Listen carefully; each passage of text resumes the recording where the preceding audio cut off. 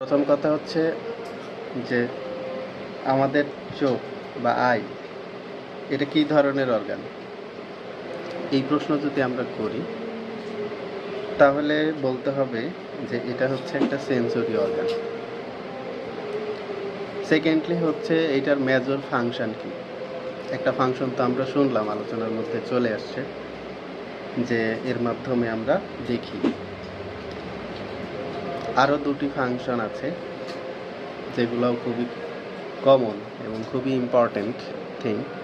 সেটা হচ্ছে আমাদের বডির যে ব্যালেন্স, এই ব্যালেন্সকে নিয়ন্ত্রণ করে কিন্তু চোখ। আমরা জানি আমাদের কানও কিন্তু আমাদের বডি ব্যালেন্সের জন্য খুব উপকারী একটা অর্গান। ঠিক একইভাবে চোখও কিন্তু আমাদের বডি ব্যালেন্সের জন্য খুব উপকারী একটা অর্গান। আরও একটা ইন্টারেস্টিং ফাংশন আছে যেটাকে আমরা বলি সার্কেডিয়ান রিদম। এই সার্কেডিয়ান রিদমের আরও একটা নাম আছে যেটাকে বলা হয় বায়োলজিক্যাল ক্লক। অর্থাৎ বাইরের এনভায়রনমেন্টের সাথে আমাদের বডি যে রেসপন্স, যেমন রাত হচ্ছে আমাদের ঘুমাতে হবে, ঘুম পাচ্ছে, রোদ হয়েছে আমাদের রোদ থেকে আমাদের বডিকে সেভ করতে হবে। এই যে বাইরের এনভায়রনমেন্টের সাথে আমাদের বডির যে সম্পর্ক, আমাদের বডির যে হরমোনাল রেগুলেশনের যে সম্পর্ক, এইটাকে বলা হচ্ছে সার্কেডিয়ান রিদম। এই জিনিসটাও কিন্তু আমাদের চোখ খুব ভালোভাবে নিয়ন্ত্রণ করে।